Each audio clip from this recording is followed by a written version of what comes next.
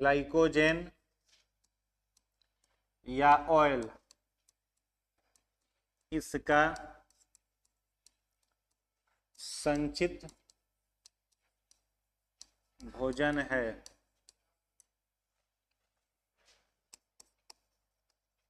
यह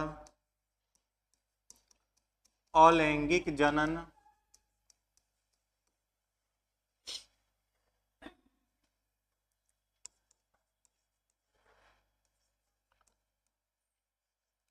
बर्डिंग द्वारा, बर्डिंग जिसको,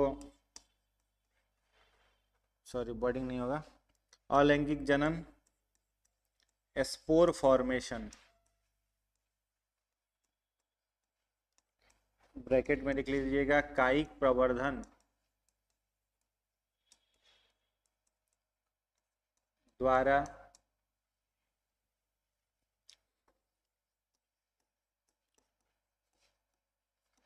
करता है।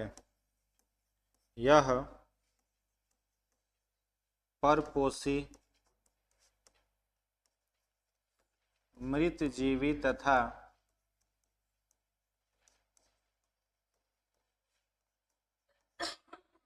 परजीवी होता है।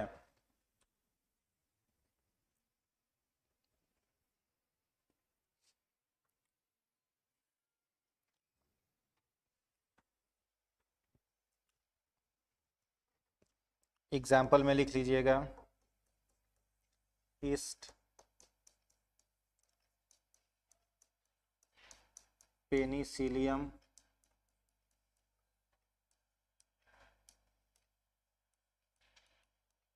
मशरूम इत्यादि। सैप्रोफाइट,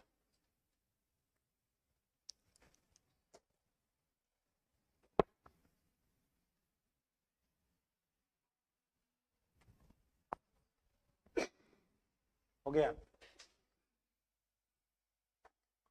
तो देखिए कवक जितने सारे होते हैं, सारे कवकों के कोशिका को अगर देखिए तो सारे के सारे कवक कैसे होते हैं, बहुकोशिकीय, और उनकी कोशिका में न्यूक्लियस होता है, इसलिए बहुकोशिकीय और क्या कहलाएंगे, यूकैरियोटिक। ठीक है, बहुकोशिकीय और यूकैरियोटिक। इनमें कोशिका भित्ति होती है, और कोशिका भित्ति इसकी किस पदार्थ द्वारा बनी हुई होती है, काइटिन की। आपको याद होगा कोशिका भित्ति कितने जीवों में मैंने लिखाया था, केवल 3 जीवों में, पादप में, कवक में और जीवाणु में।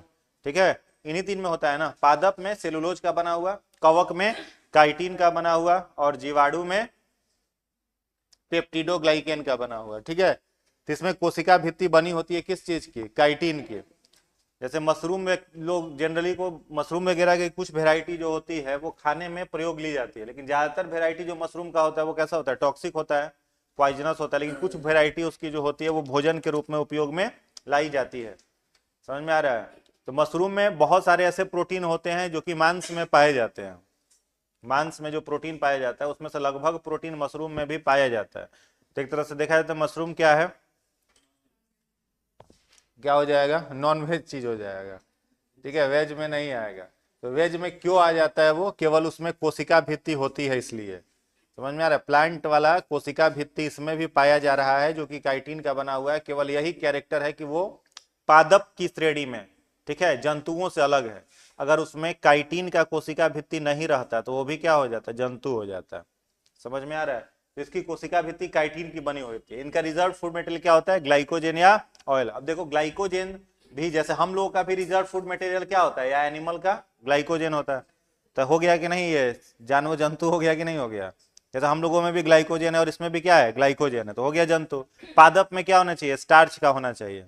तो केवल सेल वाल प्रेजेंट होने के कारण इसे शाकाहारी माने वेज में रखा गया है, अन्यथा इसमें सारा चीज नॉनवेज वाला है। तो ग्लाइकोजन या ऑयल इसका क्या है, रिजर्व फूड मटेरियल है, संचित भोज्य पदार्थ है। लैंगिक, ये कैसा जनन करेगा, अलैंगिक, एसेक्सुअल रिप्रोडक्शन करेगा। किस विधि से करेगा, स्पोर फॉर्मेशन। जैसे मान लो कोई कवक है, ठीक है, अब ये कवक जब मैच्योर हो जाएगा तो इसके पूरे के पूरे बॉडी पर छोटे छोटे स्पोर्स बन जाएंगे, और जब ये स्पोर्स बन जाएंगे फिर ये कवक बस्ट कर जाएगा, फट जाएगा, और फटने के बाद ये स्पोर जहां जहां गिरेंगे, अगर उन्हें अनुकूल वातावरण मिला, फेवरेबल कंडीशन, तो वहां से नया स्पोर के कारण नया फंजाई जन्म ले लेगा। अगर फेवरेबल कंडीशन नहीं मिला तो वो खत्म हो जाएगा। आगे ये इनमें पोषण कौन सी विधि से होगा? परपोषित, मतलब ये हेट्रोट्रॉफिक होते हैं, ऑटोट्रॉफिक नहीं होते हैं, अपना भोजन खुद सिंथेसिस नहीं कर सकते। क्यों? क्योंकि क्लोरोफिल इनमें नहीं होता है, ठीक है, क्लोरोफिल अनुपस्थित होता है, इसलिए ये हेट्रोट्रॉफिक होते हैं। अब हेट्रोट्रॉफिक के कितने टाइप होते हैं? 3 होते हैं, पैरासाइटिक, सेप्रोफाइटिक और होलोजोइक। ये होता है ना 3, पैरासाइटिक होता है, सेप्रोफाइटिक होता है और तीसरा क्या होता है? होलोजोइक। तो ये क्या है? सेप्रोफाइटिक है और पैरासाइटिक है, होलोजोइक नहीं है। पर मृत जीवी का अगर आपसे एग्जांपल पूछे तो मशरूम जो होता है यह क्या होता है? मृत जीवी ही ना होता है। मशरूम जो होता है it prepare their own food from dead and decay material. जहां पर गोबर वगैरह रहता है वहां पर देखते हैं गोबर छत्ता जम जाता है, तो वो क्या करता है? गोबर को सड़ाता उड़ाता है। तो भोजन अपना किस चीज से ले रहा है? मृत और सड़े गले पदार्थ से ले रहा है। तो ये मृत जीवी भी हो सकता है, परजीवी तो होगा ही, परजीवी में क्या होगा? मृत जीवी। और मृत जीवी के बाद क्या होगा? परजीवी। परजीवी मतलब it can also survive on the host body temporary और परमानेंटली। होस्ट बॉडी के ऊपर भी रहेगा। जैसे बहुत सारा बीमारी होता है, आपने को हमने पढ़ाया था कि कवक से होता है, ठीक लिखवाए थे ना, ए दाद खाज, एथलीट फुट, दाद, दमा, ये सब बीमारी लिखवाए थे ना, ठीक है। तो वो सब किससे होता है? कवक से। तो किसी को एथलीट फुट हो गया तो यानी वो कवक व्यक्ति के शरीर के ऊपर रह रहा है। किसी को अस्थमा हो गया, फेफड़ा को प्रभावित कर रहा है, तो वो कवक शरीर पर रह रहा है। इसमें पोषण कौन सी विधि से होगा? मृत जीवी भी होगा और दूसरा क्या होगा? परजीवी, ठीक है। सेप्रोफाइटिक एंड पैरासाइटिक, क्लियर ना। थर्ड लास्ट में एग्जांपल लिखा गया है, ईस्ट है, पेनिसिलियम है। सबसे पहला एंटीबायोटिक याद कर रखना है, कौन था? पेनिसिलियम, ये आपको याद रखना है। फर्स्ट एंटीबायोटिक, पहला प्रतिजैविक का नाम था पेनिसिलिन। क्या नाम था? पेनिसिलिन। और वो प्राप्त किससे किया गया था? पेनिसिलियम से। क्वेश्चन कई बार आता है, अभी के समय में अगर पूछे कि ज्यादातर प्रतिरोग जो एंटीबायोटिक होते हैं वो किससे प्राप्त किए जाते हैं, तो एंटीबायोटिक का उपयोग किस चीज में किया जाता है? बताइए। बैक्टीरिया से होने वाली बीमारी को ठीक करने के लिए क्या प्रयोग किया जाता है? एंटीबायोटिक। तो पहला प्रतिजैविक हम लोगों को एक कवक से प्राप्त हुआ था जिसका नाम था पेनिसिलियम, और एंटीबायोटिक का क्या नाम था? पेनिसिलिन। और जिस वैज्ञानिक ने इसको खोजा था उस वैज्ञानिक का नाम था अलेक्जेंडर फ्लेमिंग। क्या नाम था? Alexander Fleming. तो याद रखना है, पहला प्रतिजैविक बनाने वाला वैज्ञानिक अलेक्जेंडर फ्लेमिंग थे। इन्होंने पेनिसिलियम नामक कवक से पेनिसिलिन नामक प्रतिजैविक को बनाया था। क्लियर? उसके बाद नेक्स्ट एग्जांपल क्या है? मशरूम। बाकी और भी कई सारे हो जाएंगे। तो ये रहा आपका फंजाई के बारे में, याद हो गया। पहला एंटीबायोटिक कौन था? पेनिसिलिन। किसने बनाया था? अलेक्जेंडर फ्लेमिंग ने। किससे प्राप्त किया गया था? पेनिसिलियम। पेनिसिलियम क्या है? कवक। लेकिन ज्यादातर जो प्रतिजैविक होते हैं वो किससे बनाए जाते हैं? बैक्टीरिया से ही प्राप्त किए जाते हैं, ठीक है। अगर आपको एग्जाम में क्वेश्चन पूछे कि प्रतिजैविक सर्वाधिक कहां से प्राप्त होते हैं, तो जीवाणु से प्राप्त होते हैं। जीवाणु को मारने वाली दवाएं जीवाणु से ही बनाई जाती हैं। क्लियर है? चलिए उसके बाद लिखिएगा पादप जगत, प्लांट किंगडम।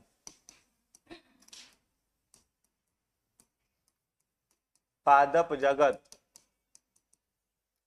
Plant kingdom. लिखिएगा इसमें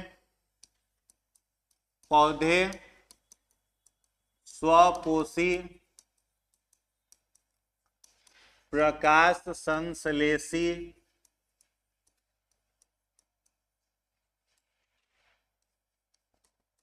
स्वपोषी प्रकाश संश्लेषी होते हैं। ये बहुकोशिकीय यूकैरियोटिक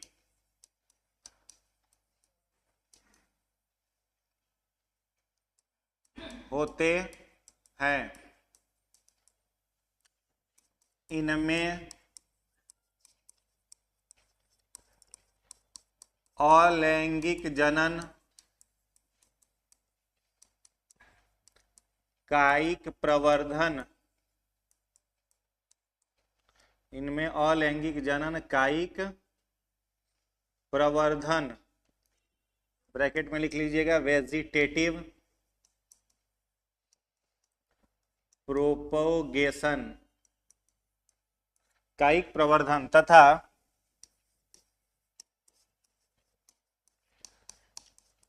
लैंगिक जनन,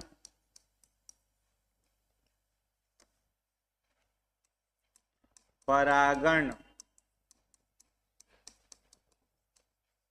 पॉलिनेशन द्वारा होता है।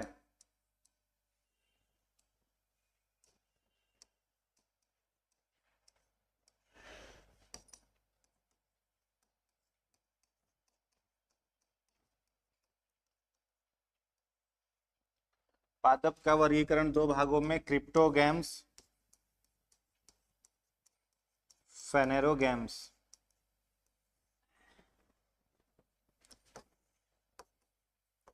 क्रिप्टोगैम्स में लिखिएगा थैलोफाइटा, पहले टेरिडोफाइटा लिखिए, पहले लिखिएगा थैलोफाइटा, दूसरा ब्रायोफाइटा, तीसरा टेरिडोफाइटा।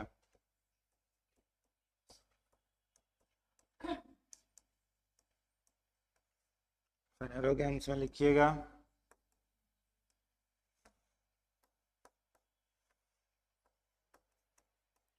अनावृत बीजी, हाँ, जिम्नोएस्पर्म,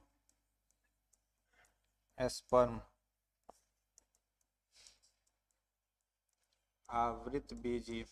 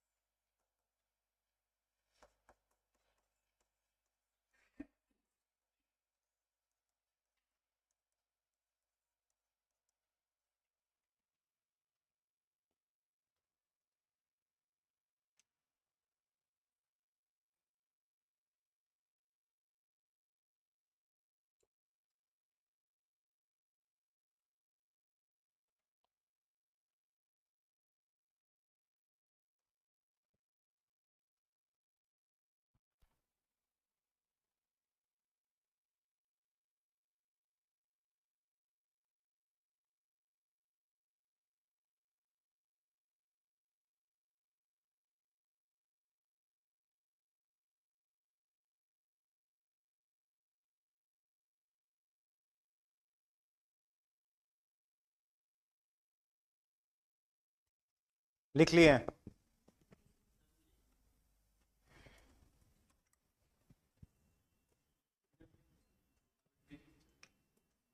ये मोनोकॉट, इसको हिंदी में एक बीजपत्री कहते हैं, एक बीजपत्री मोनोकॉट। और डाइकॉट को कहते हैं द्विबीजपत्री।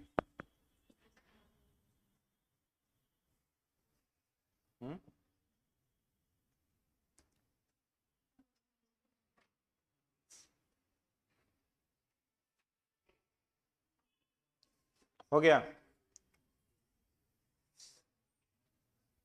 लिख लिए? चलिए इसको देख लेंगे फटाफट। देखो प्लांट्स जितने सारे होंगे सभी कैसे होंगे? स्वपोषी, प्रकाश संश्लेषी। लेकिन कुछ पौधा से पूछता है कि कीट भक्षी पौधे कीड़े मकोड़ों को खाते हैं, जैसे नाम हमने कुछ लिखवाया था ना आपको, क्या क्या लिखवाए थे? निपेंथिस, यूट्रिकुलेरिया, पीचर प्लांट, ये सब लिखाए थे। तो वो कीट को खाते हैं, क्यों खाते हैं? क्योंकि बॉडी में क्या मेंटेन करने के लिए? नाइट्रोजन मेंटेन करने के लिए। तो ज्यादातर पौधे स्वपोषी होंगे और प्रकाश संश्लेषी होंगे, ठीक है, ऑटोट्रॉफिक, फोटोसिंथेटिक। प्लांट्स कैसे होंगे? बहुकोशिकीय। बहुकोशिकीय का मतलब ज्यादा कोशिका। यूकैरियोटिक। अच्छा मान लो पूछे आपसे, बताओ दुनिया का सबसे छोटा पौधा कौन सा है? मैंने नाम लिखाया था ना आपको, क्या नाम है? एसिटा। दुनिया का सबसे छोटा पौधा एसिटा बुलेरिया। और सबसे बड़ा पौधा कौन सा है? यूकेलिप्टस, या फिर उसी को सिकोवा भी कहते हैं। यूकेलिप्टस या फिर सिकोवा कहा जाता है, ठीक है। तो इनमें प्लांट्स में दोनों जनन मौजूद रहेगा, यानी कुछ पौधे अलैंगिक जनन करते हैं और कुछ पौधे लैंगिक जनन। तो अलैंगिक जनन किस विधि से करेगा? कायिक प्रवर्धन। कायिक प्रवर्धन मतलब पौधे के ही किसी भाग को काट करके लगा देंगे, वहां से नया पौधा जन्म ले लेगा। जैसे गुलाब का तना लगा देना, ग्राफ्टिंग मेथड उसको कहा जाता है। तो ग्राफ्टिंग किस में आता है? कायिक प्रवर्धन में आता है। आलू का ट्यूमर लगा देना, ठीक है, तो आलू का ट्यूमर लगाना किस में आ जाएगा? कायिक प्रवर्धन। गन्ना का जो होता है सुगर केन, उसमें भी स्टेम कटिंग मेथड से किया जाता है रिप्रोड्यूस, तो वो भी क्या है? कायिक प्रवर्धन। तो कायिक प्रवर्धन का मतलब प्लांट के बॉडी को ही काट करके नया पौधा उसको क्या कर देना, ग्रो करवा देना, क्या कहलाता है, कायिक प्रवर्धन। और अगर लैंगिक जनन करेगा, सेक्सुअल रिप्रोडक्शन, तो किस विधि से करेगा, पॉलिनेशन। किस विधि से करेगा, पॉलिनेशन। पॉलिनेशन किसे कहा जाता है, transfer of pollen grain from anther to stigma. Anther से स्टिग्मा पर पॉलन ग्रेन ट्रांसफर होता है, उसको क्या कहा जाता है, पॉलिनेशन कहा जाता है। ठीक है, ये क्या है आगे हम लोग जानेंगे। प्लांट का क्लासिफिकेशन कितने वर्गों में किया गया, 2 वर्गों में। पहला क्या है, क्रिप्टोगैम, दूसरा क्या है, फेनेरोगैम। क्रिप्टोगैम्स का मतलब क्या होता है, क्रिप्टोगैम्स का मतलब होता है बीज रहित तथा पुष्प रहित, पूरा नहीं चाहिए, बीज रहित तथा पुष्प रहित, यानी सीडलेस एंड फ्लावरलेस।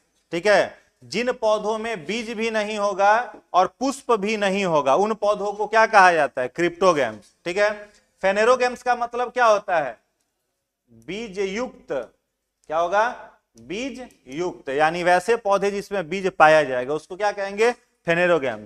तो जो 3 प्लांट का नाम लिखा गया है, थैलोफाइटा, ब्रायोफाइटा और टेरिडोफाइटा, इसमें से किसी में भी फूल भी नहीं होगा और किसी में बीज भी नहीं होगा।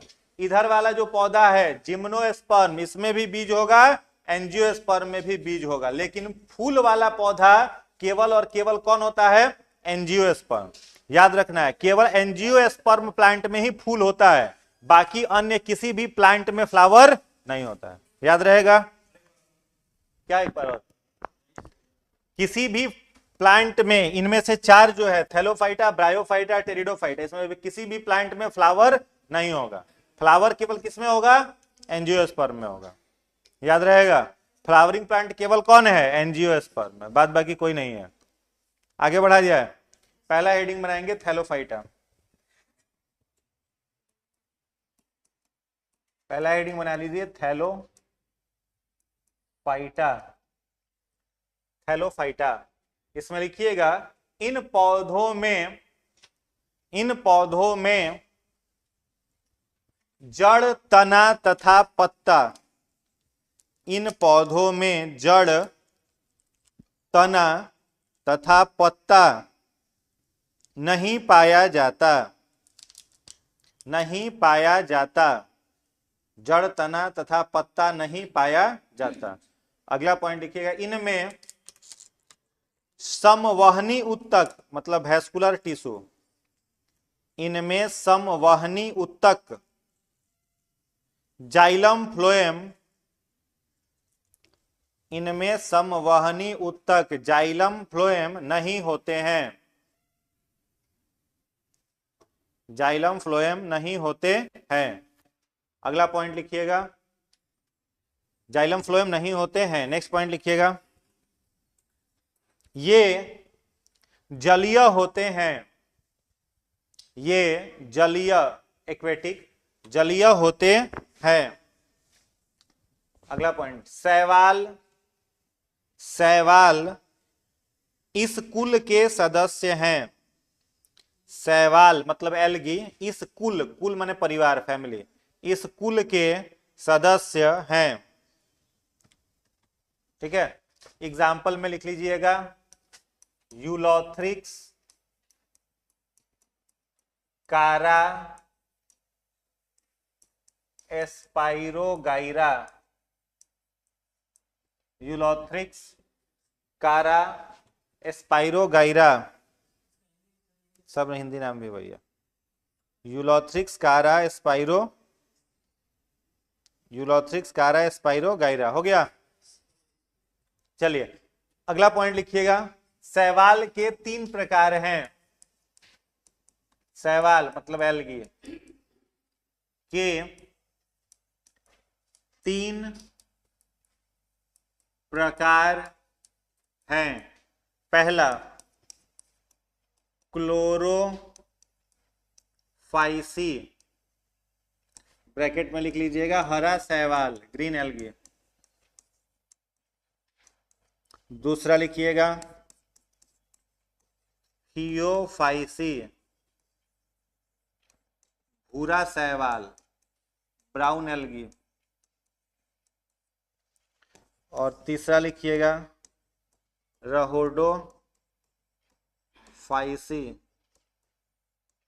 लाल शैवाल। रहोडोफाइसी मतलब लाल शैवाल। हो गया। रहोडोफाइसी का मतलब क्या हो जाएगा? लाल शैवाल। चलिए क्लियर है। देखिए थैलोफाइटा का नाम थैलोफाइटा क्यों है, इसके पीछे ये है कि थैलोफाइटा का मतलब क्या होता है? थैलो माने क्या होता है? थैलस। क्या हो जाएगा? थैलस। और फाइटा का मतलब क्या होता है? प्लांट, यानी वैसा पौधा जिसका बॉडी कैसा हो? थैलस जैसा। थैलस का मतलब होता है थैलीनुमा, बैगनुमा। कोई भी पौधा होता है उसका शरीर 3 भागों में बटा रहता है। कौन कौन से 3 भाग? फूट, सीटा, कैप्सूल। प्लांट बॉडी कितने भागों में बटा होना चाहिए? फूट, सीटा, कैप्सूल। फूट माने क्या होता है? जड़। सीटा माने क्या होगा? तना। कैप्सूल माने क्या होगा? पत्ता। लेकिन ये जो पौधा है थैलोफाइटा, इसमें जड़, तना, पत्ता का अभाव है, इसीलिए इसका नाम है थैलोफाइटा। थैलस जैसा, बैग जैसा इसका आकृति होता है। इसमें कौन किसको, इसमें जाइलम फ्लोएम भी नहीं होगा। वैस्कुलर बंडल माने पानी को कैरी करने के लिए, चाहे भोजन को पहुंचाने के लिए जाइलम फ्लोएम का भी इसमें क्या है? अभाव है, जाइलम फ्लोएम नहीं है। इस पौधा में केवल कौन आता है? एल्गी, शैवाल आता है। अब शैवाल के अध्ययन को आपको याद होगा मैंने कौन सा ब्रांच लिखाया था? फाइकोलॉजी। शैवाल का अध्ययन किस ब्रांच में किया जाता है? फाइकोलॉजी। इसीलिए देखिए फाइसी फाइसी फाइसी वर्ड बार बार रिपीट हो रहा है। क्लोरोफाइसी, क्लोरोफाइसी में एक बड़ा प्रमुख शैवाल है जिसका नाम है क्लोरेला। नाम इसका सुने हो? क्लोरेला। इस शैवाल को जो अंतरिक्ष यात्री होते हैं वो अपने साथ ले जाते हैं। बहुत बार एग्जाम में आया है कि अंतरिक्ष यात्री किस शैवाल को अपने साथ लेकर के जाते हैं? तो क्लोरेला को। क्यों लेकर के जाते हैं? क्योंकि इस क्लोरेला शैवाल में 50% टोटल इसके बॉडी में प्रोटीन होता है, तो भोजन में अत्यंत उपयोगी है। इसमें प्रोटीन ज्यादा मात्रा में पाया जाए, अंतरिक्ष में थोड़ी ना कुछ मिलेगा, तो क्लोरेला को वो लोग लेकर के जाते हैं, उसी को खाते होते हैं ताकि इससे प्रोटीन उनके शरीर में बना रहे। और ये बहुत उच्च मात्रा में ऑक्सीजन भी रिलीज करता है, इससे ऑक्सीजन भी निकलता है, इसलिए क्लोरेला का शैवाल का प्रयोग अंतरिक्ष यात्रियों द्वारा किया जाता है। घर और में जो काई लग जाता है ना, जहां पर पानी रिश्ते रहता है वहां क्या रहता है? काई लग जाता है। तो वो काई भी किसका एग्जाम्पल है? क्लोरोफाइसी का ही एग्जाम्पल है। अभी नहीं काई को खखोर के खाने लगिएगा, वो जहरीला होता है, ठीक है, वो जान ले लेगा। कुछ ही वेराइटी खाने वाला होता है। नदी उदी में देखिएगा कि शैवाल ऐसे ही बहते रहता है, जब बाढ़ उड़ का पानी आता है देखिएगा ऊपर में खूब बहते रहता है, पूरा फंस जाता है उसमें, तो उसको भी कब भोजन में प्रयोग किया है तो उसको रख करके सुखा उखा के उसको प्रिजर्व किया जाता है, सलाद के रूप में उसका प्रयोग होता है, बहुत ज्यादा मात्रा में उसमें प्रोटीन पाया जाता है। दूसरा है फियोफाइसी, भूरा शैवाल। तो भूरा शैवाल याद रखना है आपको, कहां पर पाया जाता है? रॉक्स में, चट्टान उट्टान जो होता है ना, चट्टान के पास जहां नमी होता है वहां पर मिलेगा भूरा शैवाल। और लाल सागर का नाम सुने होंगे, रेड सी, सुने हैं ना? रेड सी, लाल सागर। तो क्वेश्चन आता है कि लाल सागर के पानी का रंग कैसा होता है? लाल। किस कारण से होता है? तो रहोडोफाइसी के कारण से। तो लिख लीजिए बगल में लाल सागर, रेड सी, इसीलिए इसका उसको रेड सी कहा जाता है। हो गया, याद रहेगा। क्लोरोफाइसी हरा शैवाल, फियोफाइसी भूरा शैवाल, रहोडोफाइसी लाल शैवाल। चलिए पहला खत्म, दूसरा लिखिएगा। दूसरा ब्रायोफाइटा, सेकेंड लिखेंगे ब्रायोफाइटा। इसमें लिखिएगा इनमें जड़ तना पत्ता नहीं होता, इनमें जड़ तना पत्ता नहीं होता।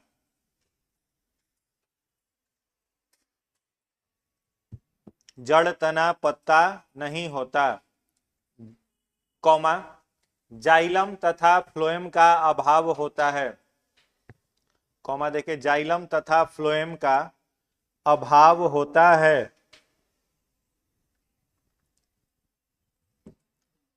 मतलब जाइलम और फ्लोएम भी नहीं होगा, ठीक है।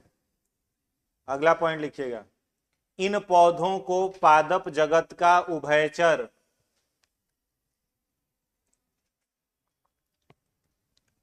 इन पौधों को पादप जगत का उभयचर, एम्फीबियन, जो जमीन और पानी दोनों जगह में पाया जाए, पादप जगत का उभयचर कहते हैं। पादप जगत का उभयचर कहते हैं, ठीक है। एग्जाम्पल में लिख लीजिएगा, मॉस मार्केंसिया, मॉस मार्केंसिया, जो एग्जाम में एग्जाम्पल आता है, ठीक है, केवल वही एग्जाम्पल लिखा रहे हैं आप लोगों को। मॉस और मार्केंसिया। ठीक है, आपका थैलोफाइटा कहाँ पाया जा रहा था? केवल पानी में ना पाया जा रहा था, और ये पानी में और जमीन दोनों जगह पर पाया जाता है। अब जैसे जंतु जगत का उभयचर किसे कहते हैं? मेढक को कहते हैं, कछुआ उछुआ को कहते हैं, मगरमच्छ को कहते हैं। वैसे ये पादप जगत का उभयचर है, जमीन पानी दोनों जगह पर आता है। मॉस और मार्केंसिया इसमें का एग्जांपल हो जाएगा। इसमें भी जड़ तना पत्ता नहीं है, लेकिन इसके कुछ प्लांट ऐसे होते हैं जिसमें पत्ता आ जाता है, लेकिन आपको याद रखना है मेनली कि जड़ तना पत्ता नहीं है। ठीक है, चलिए तीसरा टेरिडोफाइटा। थर्ड लिखिएगा टेरिडोफाइटा। यह पहला विकसित पौधा है, यह पहला विकसित पौधा है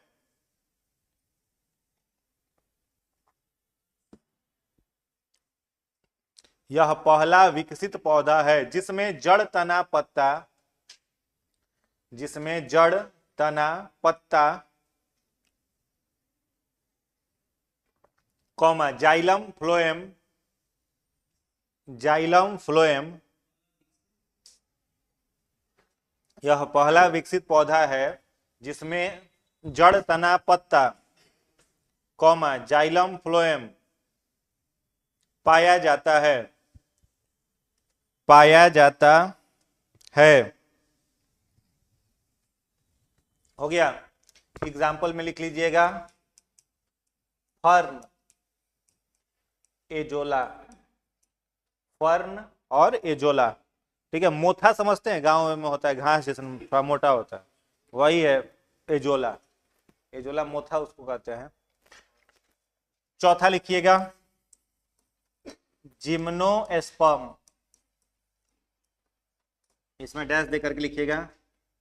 जिम्नोस्पर्म में जिम्नो मीन्स नेक्ड, फिर नीचे लिखना sperma means seed, sperma means seed. Gymno means naked and sperma means seed.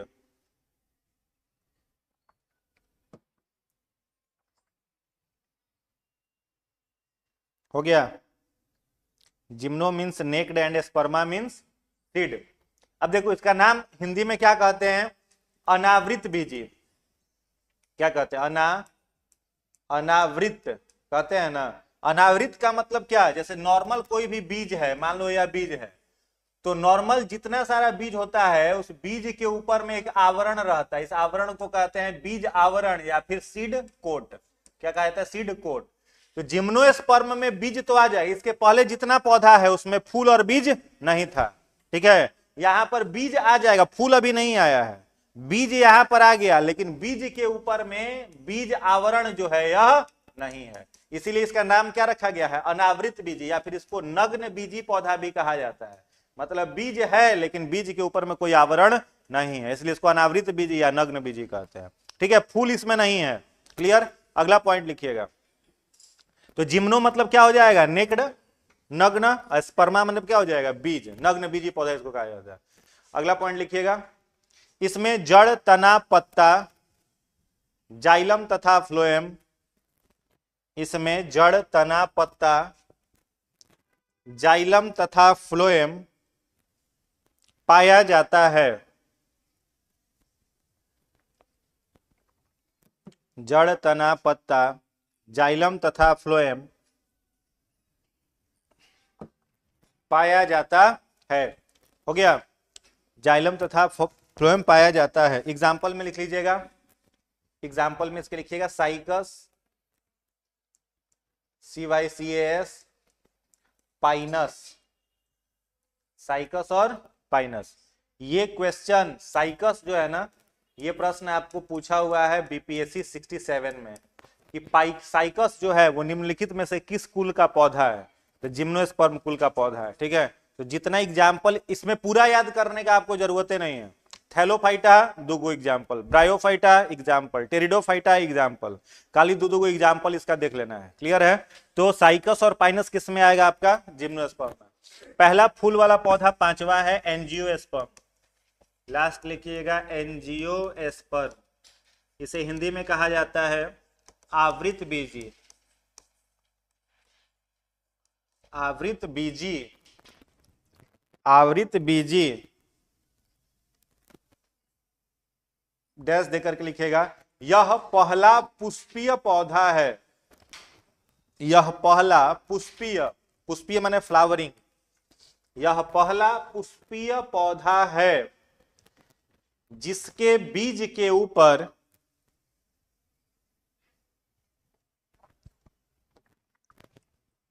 बीज आवरण, जिसके बीज के ऊपर बीज आवरण पाया जाता है, बीज के ऊपर बीज आवरण पाया जाता है, बीज के ऊपर बीज आवरण पाया जाता है।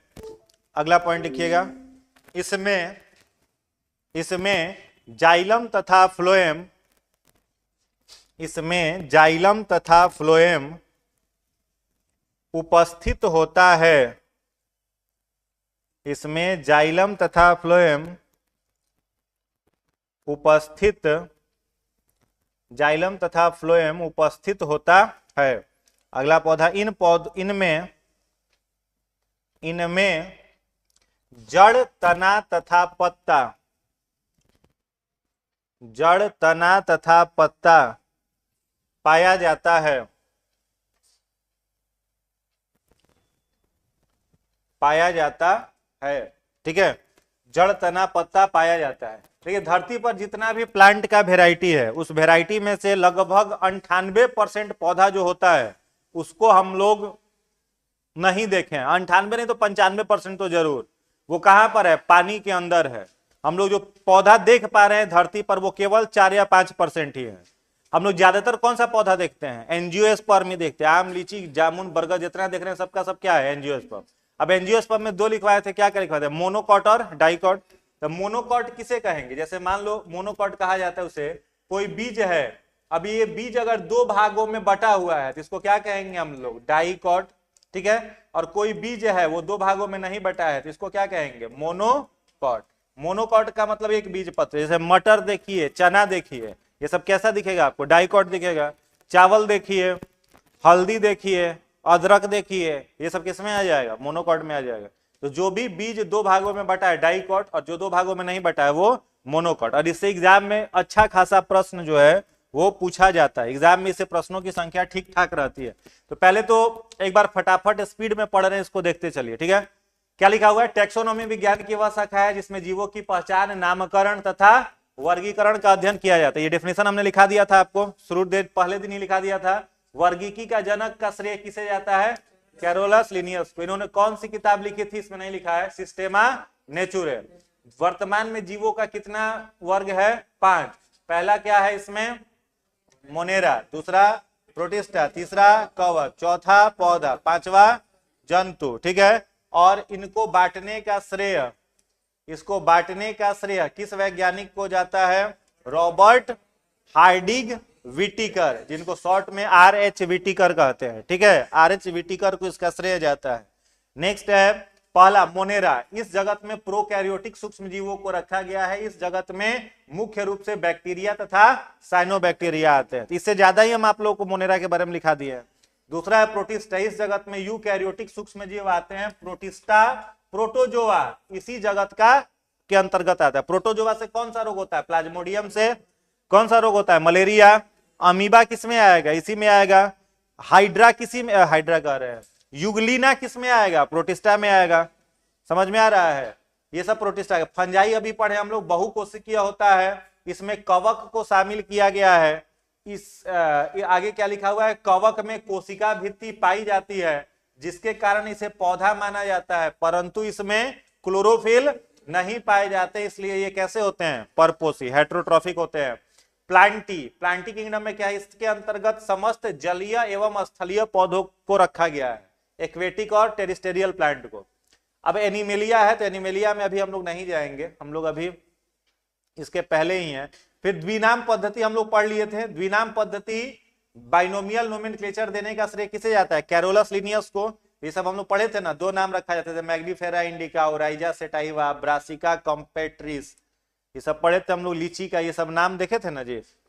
ठीक है, इसके बाद है पादप जगत का वर्गीकरण। तो पादप का पहला वर्गीकरण क्या है? क्रिप्टोगैम्स। तो क्रिप्टोगैम्स के अंतर्गत वे पौधे आते हैं जिसमें फूल तथा बीज नहीं होते हैं। इसके 3 सब फाइलम है, थैलोफाइटा, ब्रायोफाइटा और टेरिडोफाइटा। तो ये सब हम लिखा दिए हैं। अभी जो लिखाना है आपको वह क्या है?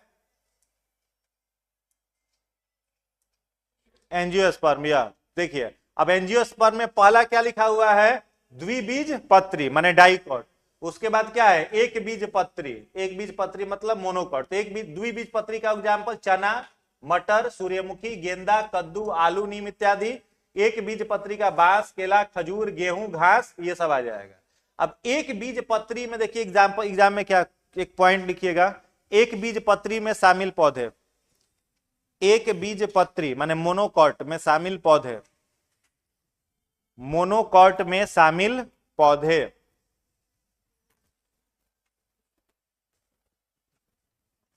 हो गया। फिर पहला ये लिखना लिलिएसी, पहला लिखिएगा लिलिएसी, लिलिएसी, लिलिएसी। हो गया।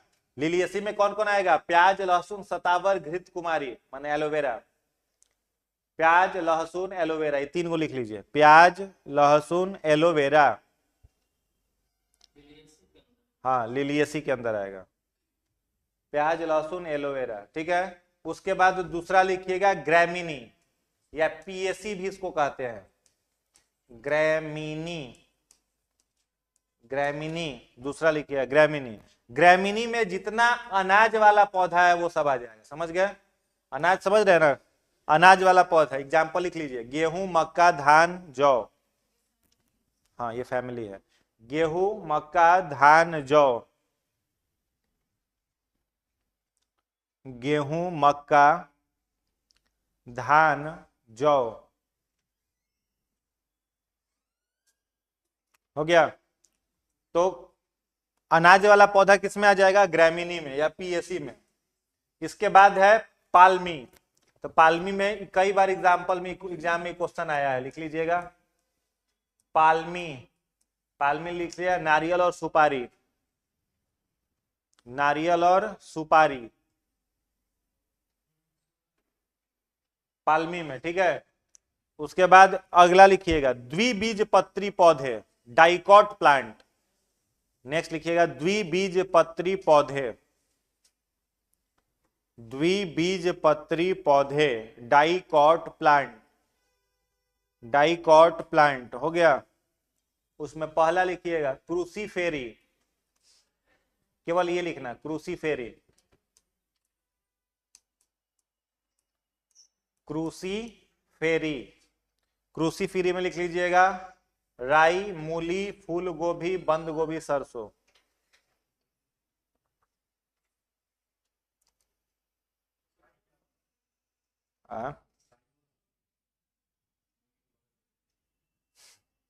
राई देखबे नहीं किए हैं, ऐसे नहीं करना, गांव में कभी कभी जाना चाहिए। तब वो राई नहीं देखा है। हाँ, चंद्रमा पर से उतरा लग रहा है। क्रूसीफेरी, राई, मूली, फूल गोभी, बंद गोभी, सरसों। उसके बाद लिखिएगा मालवेसी, दूसरा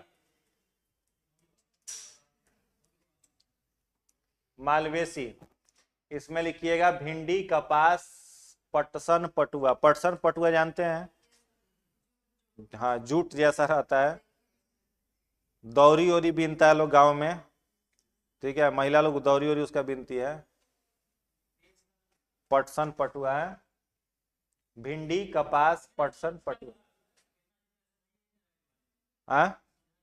इसको समझाने का कोई तरीका नहीं, रटना ही होगा। हम लोग भी रटे ही हैं। जैसे कैसे सरसों जैसा छोटा छोटा नहीं रहता है राई का दाना, उसी को राई कहा जाता है। मालवेसी में क्या हो गया? भिंडी, कपास, पटसन और पटुआ। तीसरा क्या है? Leguminosae, Leguminosae. लेग्यूमिनेसी में सारे दाल वाले पौधे आएंगे। ठीक है, दलहनी पौधे। छुई मुई का भी इसी में आएगा, कत्था इसी में आएगा, इमली इसी में आएगा। कत्था जो पान के ऊपर लगाया जाता है, पटसने लिखिए।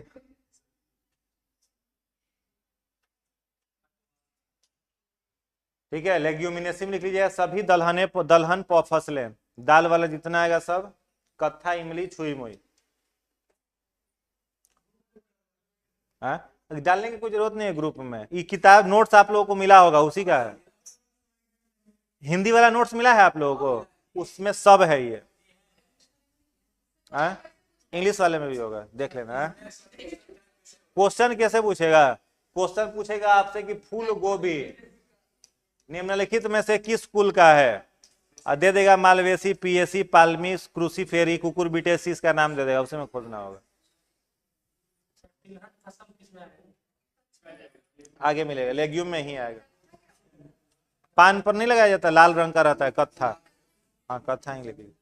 अब पान नहीं खाए हो जी कभी? पान के ऊपर लगा लाल रंग का लगाया जाता। इसके बाद लिखिएगा सोलेनेसी, चौथा सोलेनेसी। सोलेनेसी आलू वाला जितना ग्रुप है सब इसी में आ जाएगा। आलू आ जाएगा, बैगन आ जाएगा, मिर्च आ जाएगा, तंबाकू आ जाएगा, बैगन। एट्रोपा बेलाडेना छोड़ देना।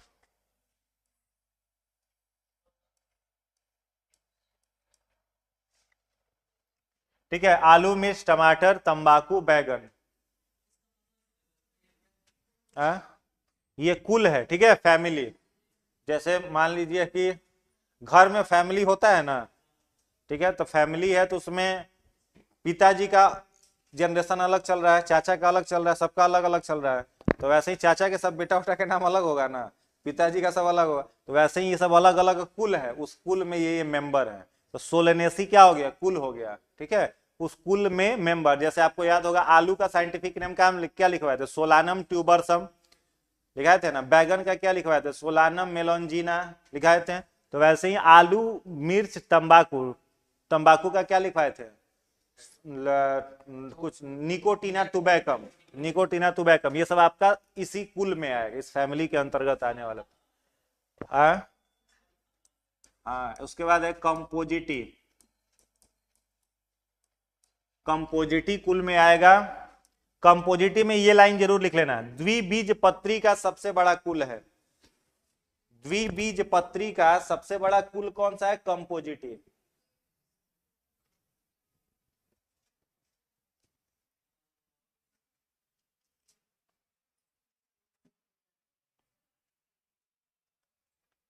सर आप खाली इंग्लिश में बताते हैं, हिंदी में भी बताइए। जैसे द्विबीज पत्री, एक बीज पत्री, उसका भी डिफरेंस हिंदी में ही बता रहे हैं। सारा नोट्स हिंदी में ही है, इंग्लिश कहाँ यूज कर रहे हैं? कहीं यूज नहीं कर रहे हैं। चलिए, हो गया। अभी तो सबसे ज्यादा हम लोग हिंदी में ही पढ़ रहे हैं, इंग्लिश पढ़ रहे हैं कुछ भी? कैसे आप लोग कह देते हैं खाली इंग्लिश में? नहीं, खाली हिंदी में पढ़ रहे हैं हम लोग। चलिए, हो गया। कंपोजिटी क्या है? द्विबीजपत्री का सबसे बड़ा कुल है। इसमें कौन आएगा? सूर्यमुखी, गेंदा, गुलदाउदी, डहलिया, कुसुम, धतूरा। धतूरा जो भोले बाबा पर धतूरा का फूल चढ़ता है ना, वही है धतूरा। हाँ, अब बाकी से परिचित ही है, सूर्यमुखी, गेंदा, गुलदाउदी, डहलिया से।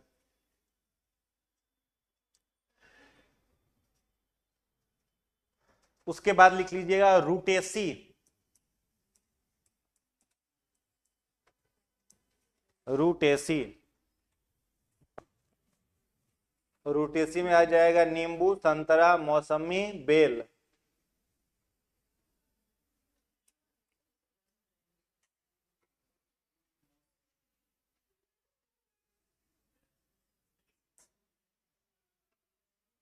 हो गया। हाँ, और लास्ट है कुकुरबिटेसी।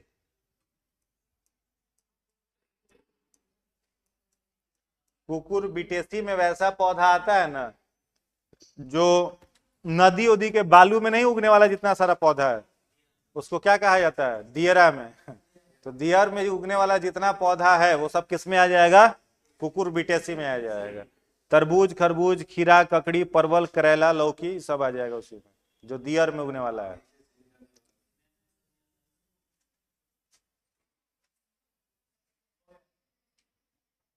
अब लास्ट बच रहा है एनिमल किंगडम। एनिमल किंगडम केवल समझाते हुए बढ़ जाएंगे, पीडीएफ ग्रुप में चला जाएगा, ठीक है। खत्म, लास्ट क्लास है आज।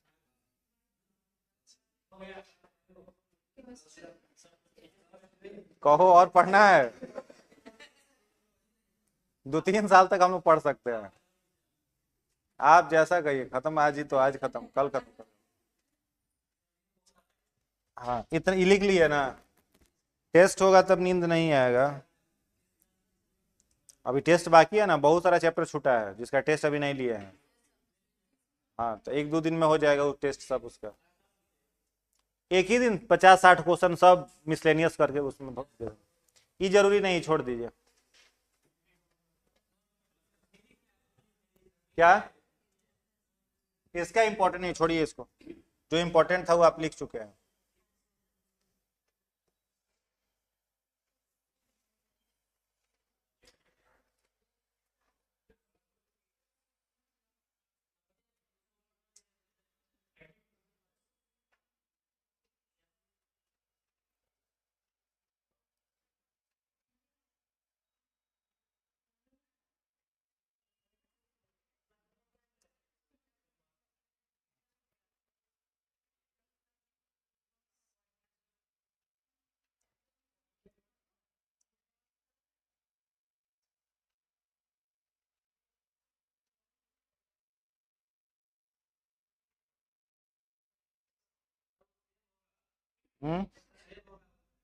अच्छा सेव वाला फाइल है।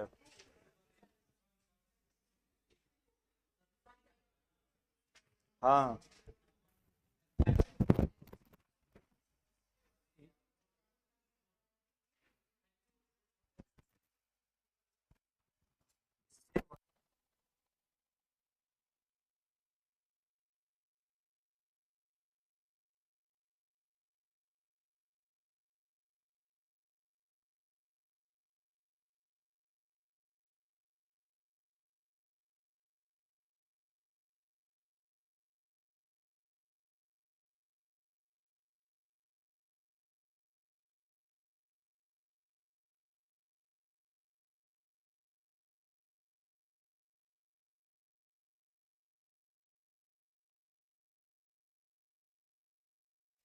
इसको केवल समझते चलिएगा।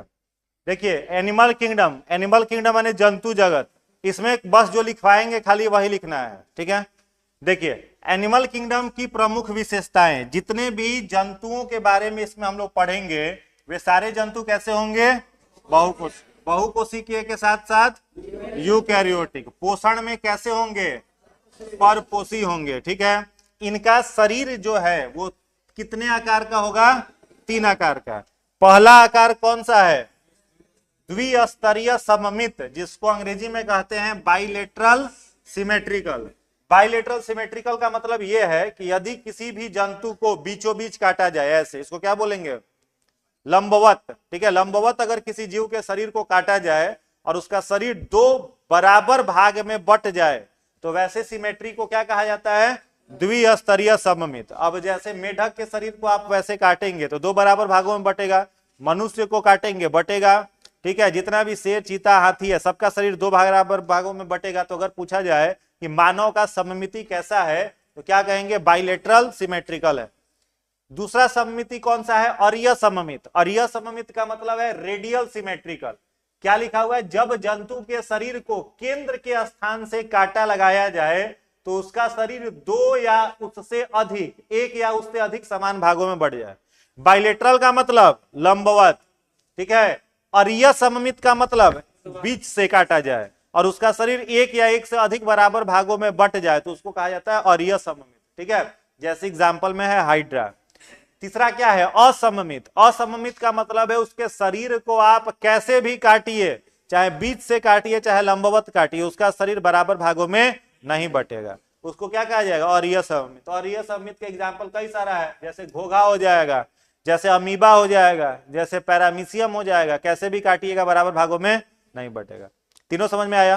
द्विपार्श्व सममित लंबवत काटने पर बराबर भागों में, अरीय सममित बीचों बीच काटने पर बराबर भागों में, असममित कैसे भी काटो बराबर भागों में नहीं बटेगा। अब इसमें प्रमुख संघ के जीव कौन कौन से हैं? तो देखिए पहला इसमें क्या लिखा गया है, पोरीफेरा। पोरीफेरा, तो पोर वर्ड आया है ना, पोर। पोर का मतलब क्या होता है, छिद्र। क्या होता है, छिद्र। और फेरा मतलब हो जाएगा शरीर, यानी वैसे जीव जिनके शरीर पर ढेर सारे क्या होंगे, छिद्र होंगे, उन जीवों को क्या कहा जाता है, पोरीफेरा। पोरीफेरा जो जीव होते हैं यह मुख्य रूप से कहां पाए जाते हैं, समुद्र में। इनके शरीर में मुख्य रूप से दो प्रकार के छिद्र होते हैं। एक छोटा छिद्र होता है जिसको कहते हैं ऑस्टिया, ये थोड़ा छोटा होता है, और दूसरा एक छिद्र होता है जिसको कहते हैं ऑस्कुलम। क्या कहते हैं, ऑस्कुलम। और ऑस्कुलम छिद्र जो होता है वो थोड़ा सा क्या होता है, बड़ा होता है। समझ में आया?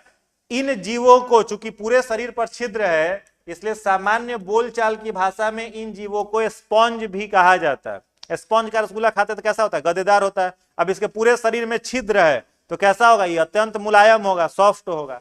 चलिए इसको देखिए, पोरीफेरा एक जलीय जीव है, ज्यादातर कहां पाया जाएगा, समुद्र में। ठीक है, यह किसी ठोस चट्टान से चिपके रहते हैं।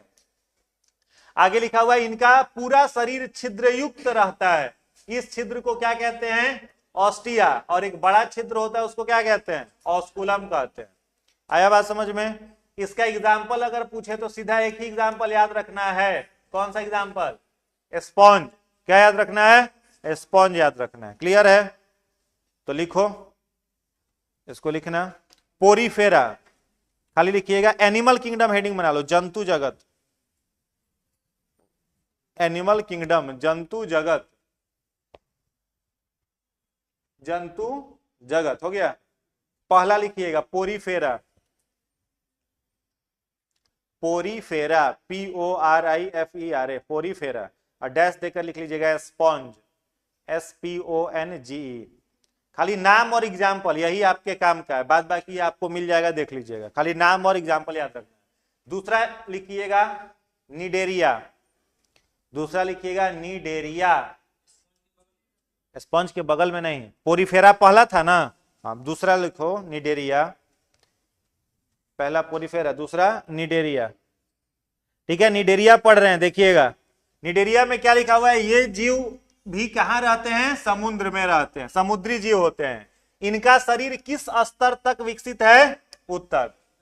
समझ में आ रहा है क्या बोल रहे हैं? जैसे सबसे पहले कोशिका से आगे बढ़ा तो उत्तक, उत्तक से आगे बढ़ेगा तो क्या होगा, अंग, अंग से आगे बढ़ेगा तो अंग तंत्र होगा ना। तो इसमें अंग अंग तंत्र नहीं है, शरीर कहां तक विकसित है, केवल उत्तक तक विकसित है। इनमें कोई अंग या अंग तंत्र नहीं पाए जाते हैं। इनमें लैंगिक और अलैंगिक दोनों जनन होता है। अलैंगिक जनन किस विधि द्वारा होता है, मुकुलन। मुकुलन समझ रहे हो, बडिंग के माध्यम से होगा। इनमें प्रमुख जीव, अब एग्जाम्पल लिखिए, जैसे निडेरिया लिखे हैं, डैश देकर के लिखिएगा, डैश देकर के इसमें लिखिएगा जेलीफिश,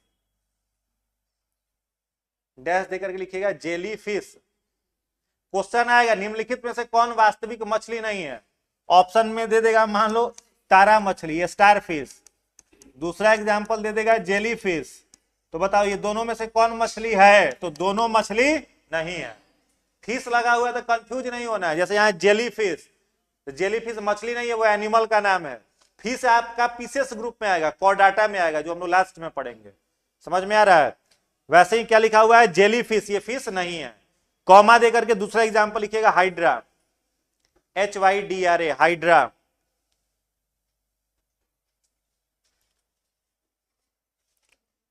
तीसरा एग्जाम्पल लिख लीजिएगा फंजिया, फंजिया जिसको कोरल भी कहा जाता है, कोरल या फंजिया। हो गया। थर्ड लिखिएगा प्लेटीहेलामेंथिस, प्लेटीहेलामेंथिस, प्लेटीहेलामेंथिस। हो गया।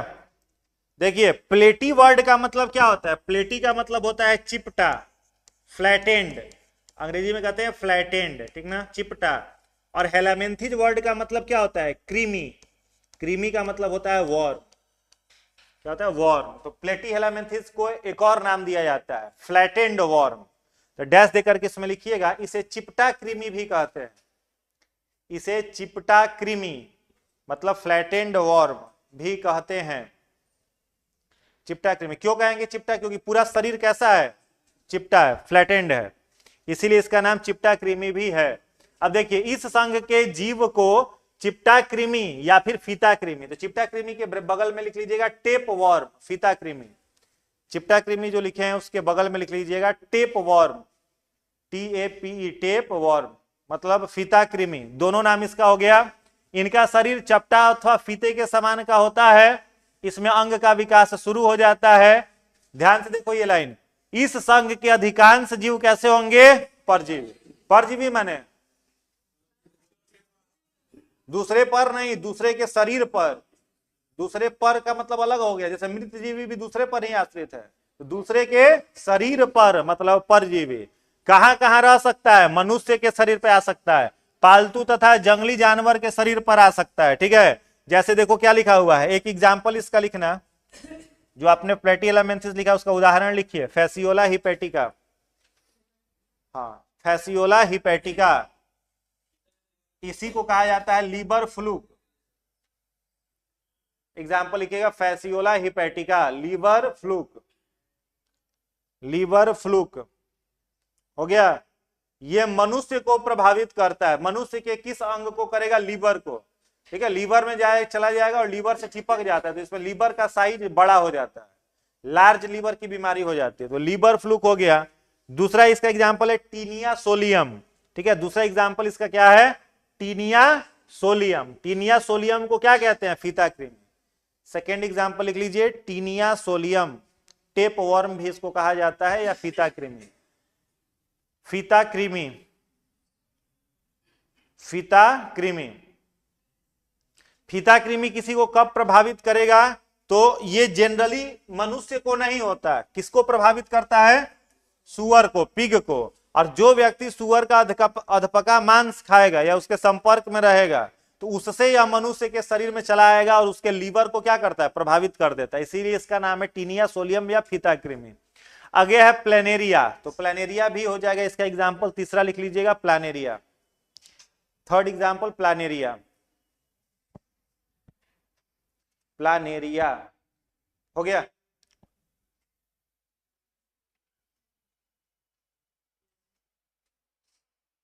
ठीक है, चौथा लिखना एस्केल हेलामेंथिस।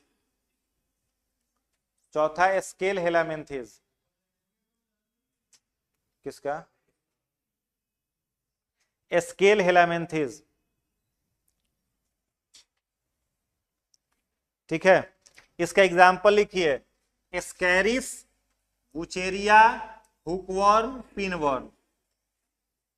चार एग्जाम्पल लिखिए, एस्कैरिस, बुचेरिया, हुकवर्म, पिनवर्म।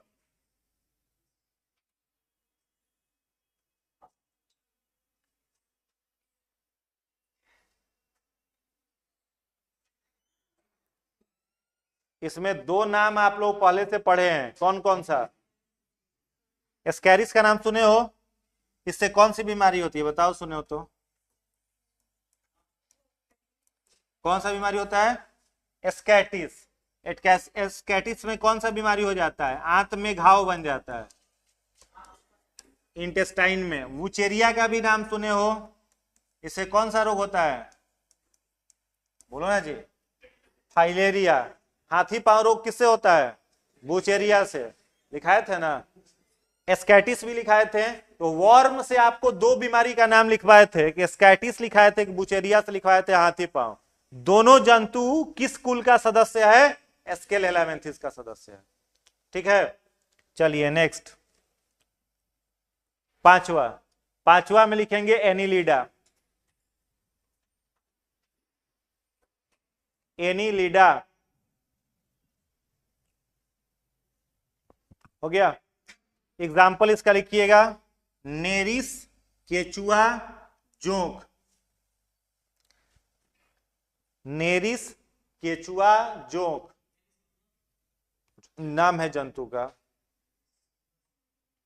नेरिस, केचुआ, हिरडोनिया छोड़ दो, अभी तक आया नहीं एग्जाम्पल में। नेरिस, केचुआ, जोंक हो गया। ठीक है, अगला पॉइंट इसी का लिखिएगा, समुद्री चूहा को, इसी का अगला पॉइंट, समुद्री चूहा को समुद्री चूहा को एप्रोडाइट, समुद्री चूहा को एप्रोडाइट कहते हैं, एप्रोडाइट कहते हैं। हो गया। जहां केचुआ आपने लिखा है ना, वहां पर एक वर्ड लिख लीजिएगा, हर्माफोर्डाइट।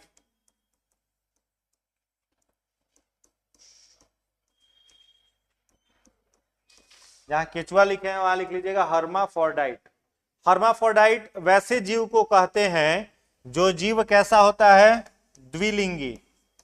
कैसा हो, द्विलिंगी। द्विलिंगी जीव को क्या कहा जाता है, हर्माफोर्डाइट। यानी वैसा जीव जिसके एक ही शरीर में मेल और फीमेल दोनों रिप्रोडक्टिव ऑर्गन पाए जाएं, उसको क्या कहा जाता है, हर्माफोर्डाइट कहा जाता है। तो केचुआ के शरीर में नर और मादा दोनों जनन तंत्र पाए जाते हैं। हो गया। चलिए नेक्स्ट, अगला हेडिंग बनाना, ऑर्थ्रोपोडा। केचुआ को किसान का मित्र कहा जाता है, बताने का जरूरत नहीं ना है, ठीक है। ऑर्थ्रोपोडा छठा लिख लीजिए, ऑर्थ्रोपोडा। ऑर्थ्रोपोडा हो गया। अब देखो, ऑर्थ्रो वर्ड का मतलब क्या होता है, ज्वाइंटेड। क्या होता है, ज्वाइंटेड मतलब जुड़ा हुआ। और पोडा का मतलब क्या होता है, पैर। पोडा मतलब क्या होता है, पैर। तो ये जो जीव होते हैं इनका पैर कैसा होता है, ज्वाइंटेड होता है। दूसरा फैक्ट याद रखना है कि ऑर्थोपोडा में कौन, अभी लिखना नहीं, लिखाएंगे इसको, कौन आता है, कीट। कौन आता है, कीट। और कीट उसी को कहेंगे जिसमें पैर की संख्या कितना होगा, 3 जोड़ा। 3 जोड़ा पैर होगा तो उसको क्या कहेंगे, कीट। एग्जाम में क्वेश्चन आया बीपीएससी में ही कि मकड़ी कीट नहीं है, क्यों। समझ में आ रहा है, क्वेश्चन आया मकड़ी कीट नहीं है, क्यों। क्योंकि मकड़ी में क्या जोड़ा पैर होता है, 4 जोड़ा। मकड़ी को हम लोग ऑर्थोपोडा में रखते हैं, लेकिन कीट की श्रेणी में नहीं रखा जाता है, क्योंकि उसमें 4 जोड़ा पैर होता है। और कीट में कितना होना चाहिए, 3 जोड़ा पैर होना चाहिए। जंतु जगत का सबसे बड़ा फाइलम कौन सा है, ऑर्थोपोडा। सबसे ज्यादा वेराइटी एनिमल का किसमें आता है, ऑर्थोपोडा में आता है। तो लिखिएगा इसमें, यह जंतु जगत का सबसे बड़ा संघ है, यह जंतु जगत का सबसे बड़ा संघ है, largest phylum of animal kingdom. जंतु जगत का सबसे बड़ा संघ, संघ का मतलब फाइलम, जंतु जगत का सबसे बड़ा संघ है, largest kingdom of animal, largest phylum of animal kingdom. अगला पॉइंट लिखिएगा, इसमें largest phylum of animal kingdom, इसमें कीट तथा मकड़ी आता है, कीट तथा मकड़ी आता है, कीट तथा मकड़ी आता है। अगला पॉइंट लिखिएगा, ये एक लिंगी होते हैं, यूनिसेक्सुअल, एक लिंगी होते हैं।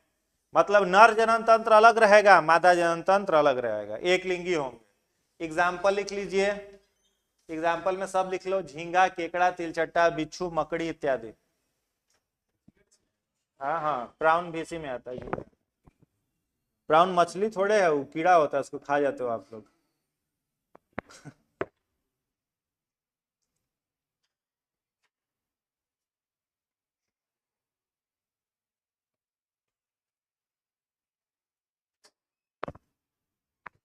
हो गया, चलो बढ़े आगे।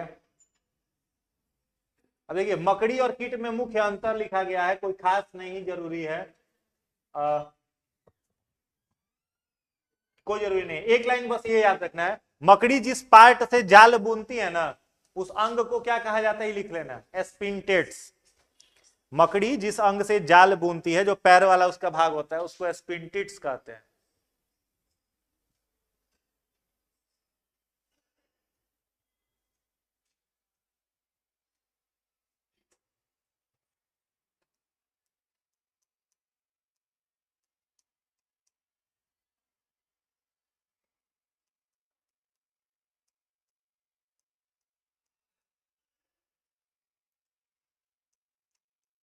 एक और फैक्ट याद रखना, बहुत इंपॉर्टेंट है, jellyfish, silver fish, star fish, ये तीनों मछली नहीं है।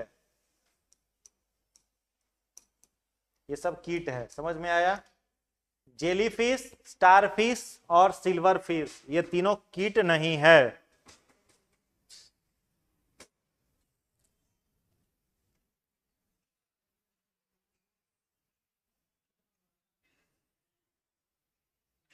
ये तीनों मछली नहीं है, जेलीफिश, स्टारफिश और सिल्वर फिश।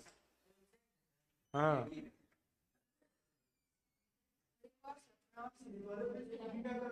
झींगा तो ऐसे ही पता चल जाएगा कि वो मछली नहीं है। क्या? नहीं नहीं, सिल्वर फिश अलग है, झींगा अलग। ये तो पता है, ये पहले भी लिखा दिए इसलिए जरूरत नहीं है। घरेलू मक्खी से कौन सा बीमारी फैलता है? टाइफाइड और हैजा। सैंड फ्लाई से कौन सा बीमारी? कालाजार। एडीज मच्छर से कौन सा? डेंगू और चिकुनगुनिया। ये पहले से पता है तो लिखाने का कोई जरूरत नहीं है। सीसी फ्लाई से कौन सा रोग फैलता है? स्लीपिंग सिकनेस, सोने का बीमारी, पहले लिखा दिए थे आप लोगों को। चलो अगला लिखना, सातवां मोलस्का। सातवां लिखिएगा मोलस्का। मोलस्का हो गया।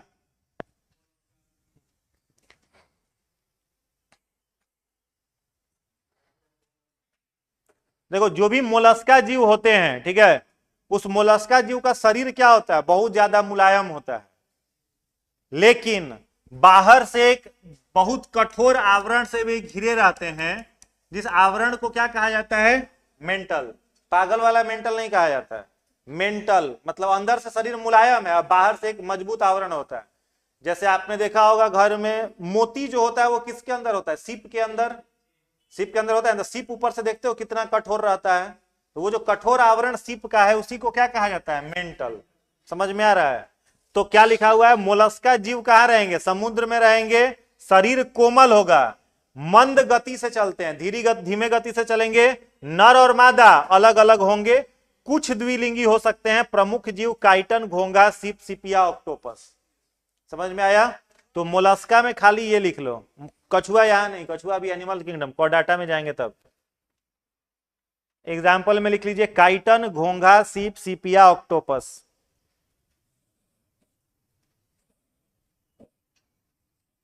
एक और फैक्ट याद रखना है आपको, पहले भी लिखाए थे, ऑक्टोपस के खून का रंग कैसा होता है? नीला। क्यों होता है? उजला होता है जी, मारेंगे ना। हीमोसियानिन के कारण। ठीक है, उसमें हीमोग्लोबिन नहीं रहता है, क्या रहता है? हीमोसियानिन। क्या होता है? हीमोसियानिन, इसीलिए उसके खून का रंग नीला होता है।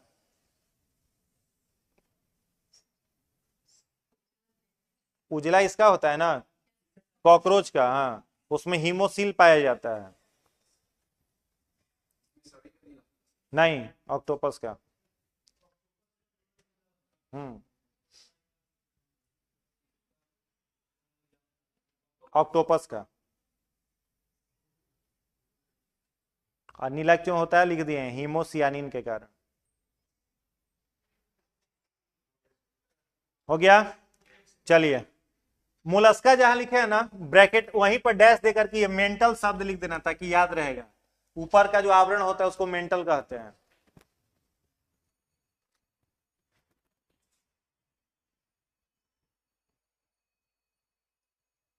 चलिए दो और बचा, जल्दी लिख लीजिए। इकाइनोडर्मेटा। नेक्स्ट लिखिएगा इकाइनोडर्मेटा। इकाइनोडर्मेटा।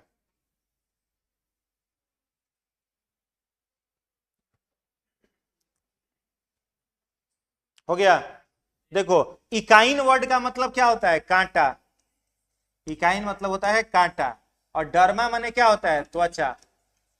डर्मा माने त्वचा, इकाइन मतलब कांटा। इसका नाम क्यों इकाइनोडर्मेटा है समझ गया? क्योंकि त्वचा पर क्या होगा? इसका कांटा रहेगा, इसलिए इसका नाम है इकाइनोडर्मेटा।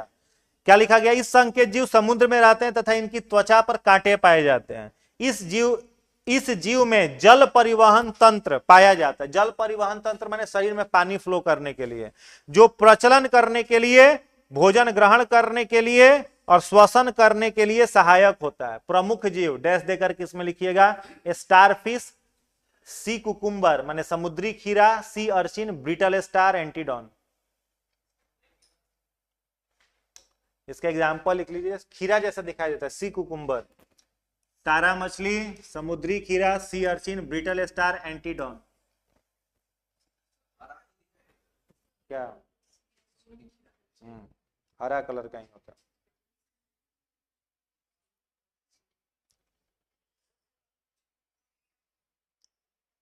हो गया। अब यहाँ जो एंटीडॉन लिखा हुआ है ना, इस एंटीडॉन को हम लोग फादर ऑफ फिश कहते हैं। ठीक है, याद रखिएगा, एंटीडॉन को फादर ऑफ फिश कहा जाता है। इकाइनोडर्मेटा में आता है एंटीडॉन, उसे फादर ऑफ फिश कहेंगे।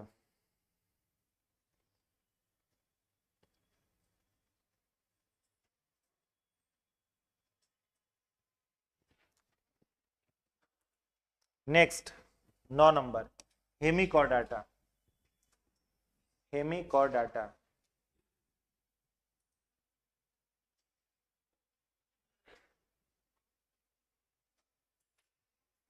अभी जो ऊपर में 8 पढ़े ना टोटल, वो 8 क्या है? उस 8 को हम लोग क्या कहेंगे? Non chordate. क्या कहेंगे 8 को? नॉन कॉर्डेटा या नॉन कॉर्डेट। क्यों कहेंगे? इस कॉर्डेटा वर्ड का मतलब क्या होता है बताओ? वैसा जीव जिसके शरीर में क्या पाया जाए? नोटोकॉर्ड। नोटोकॉर्ड का मतलब क्या होता है? रीढ़ की हड्डी। तो जिन जीवों में रीढ़ की हड्डी होती है उसको क्या कहते हैं? कॉर्डाटा। और जिनमें रीढ़ की हड्डी नहीं है उसको क्या कहेंगे? नॉन कॉर्डेट कहेंगे। तो ऊपर का भी जितना 8 लिखवाए वो 8 क्या है? Non chordate. अभी क्या लिखवाया गया है? Hemichordate. अब जैसे आप सर्किल पढ़ते हैं मैथ में, तो हेमी स्फीयर पढ़ते हैं। हेमी स्फीयर का मतलब क्या? पूरा स्फीयर नहीं, आधा स्फीयर को क्या कहते हैं? Hemy sphere. हेमी कॉर्डेट मतलब पूरा शरीर पर रीढ़ का हड्डी नहीं है।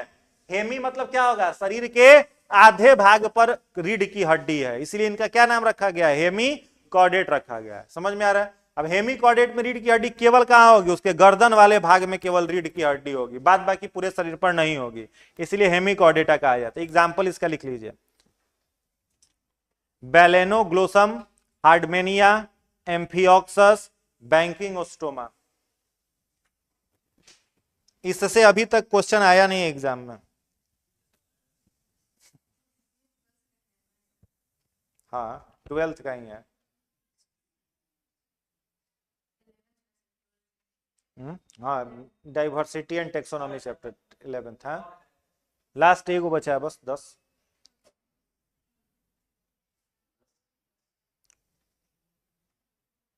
हो गया।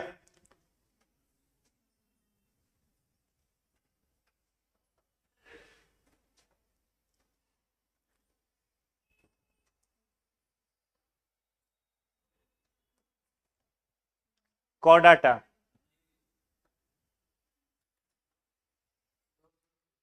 हाँ,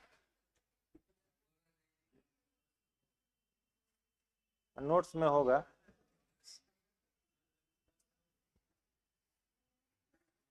लास्ट लिख लीजिए कॉर्डाटा। कॉर्डाटा।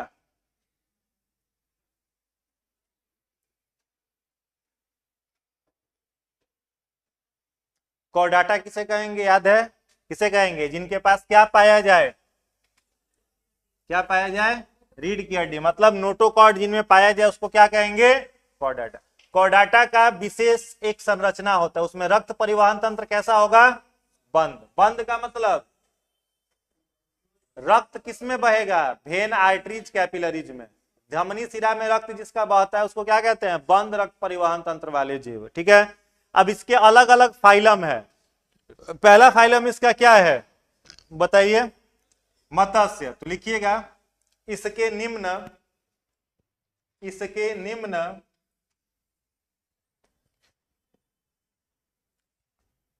वर्ग हैं। वर्ग माने क्लास।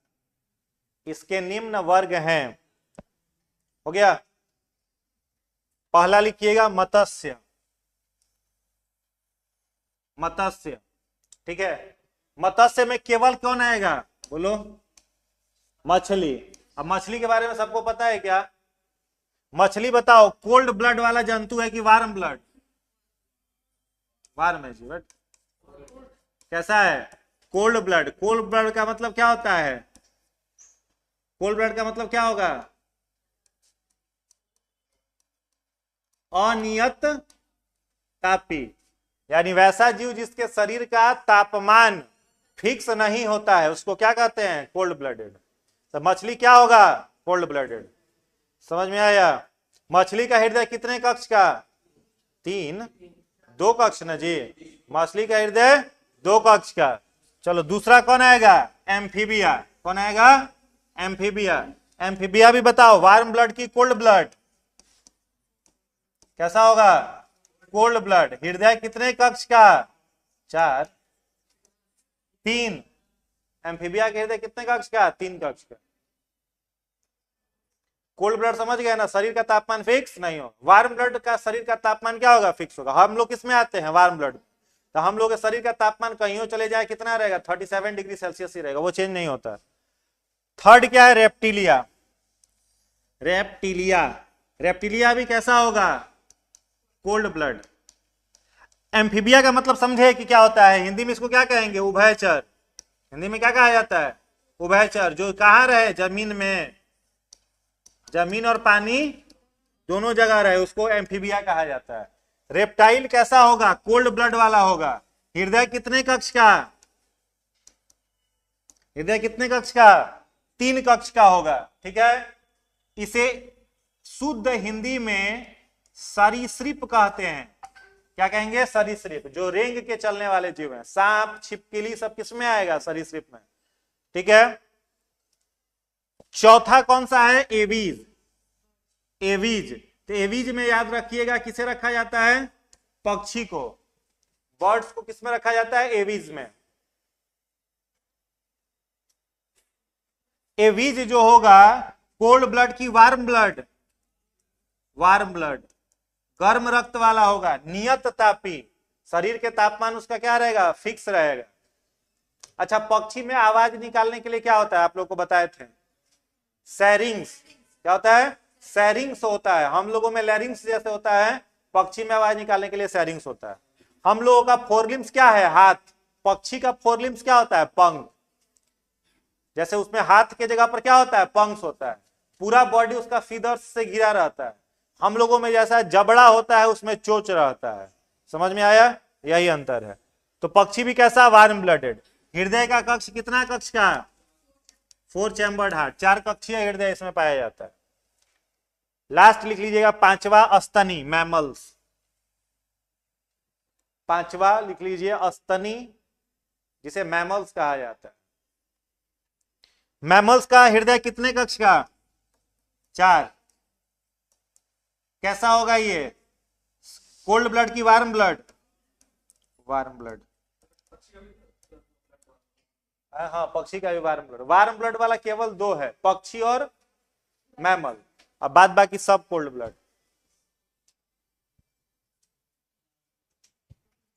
कोई डाउट तो बताइए? नहीं ना? ठीक है, इतना ही था।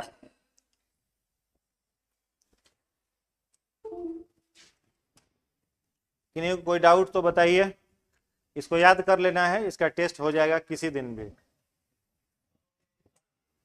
हाँ, ऑब्जेक्टिव कराएंगे। चलिए ठीक है। हाँ, कोडेटा फाइलम बोलते हैं उसको।